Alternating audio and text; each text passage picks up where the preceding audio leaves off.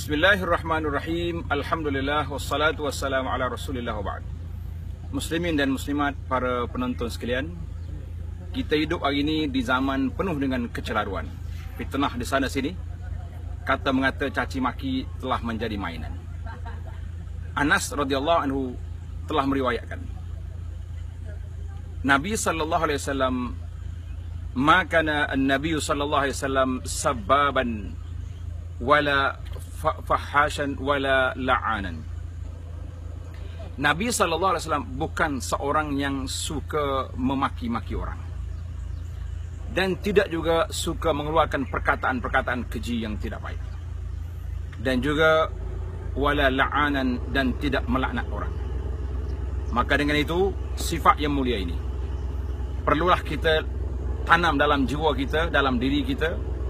Dan sepatutnya para pendakwah, para murabbi, para guru, ajarlah anak-anak murid dengan bahasa-bahasa yang menarik. Ajarlah pelajar-pelajar kita dengan bahasa yang lemah lembut. Jangan kita didik masyarakat dengan bahasa-bahasa kasar, mengeluarkan perkataan-perkataan yang menyakitkan hati orang, ataupun mengeluarkan perkataan-perkataan yang orang bawah boleh membawanya menjadikan perkataan memaki orang, mengutuk orang, mengata orang. Ini sudah menjadi satu budaya, seolah-olah dia satu budaya yang diterima dalam masyarakat, dan seolah-olah ia mendapat keizinan daripada Tuhan Rabbul Alamin bahawa kita boleh kata orang, kita boleh maki orang, kita boleh kutuk orang. Marilah sama-sama kita harmonikan masyarakat dengan suasana yang baik. Gunalah perkataan-perkataan yang baik. Wa qulu lin-nasi husna.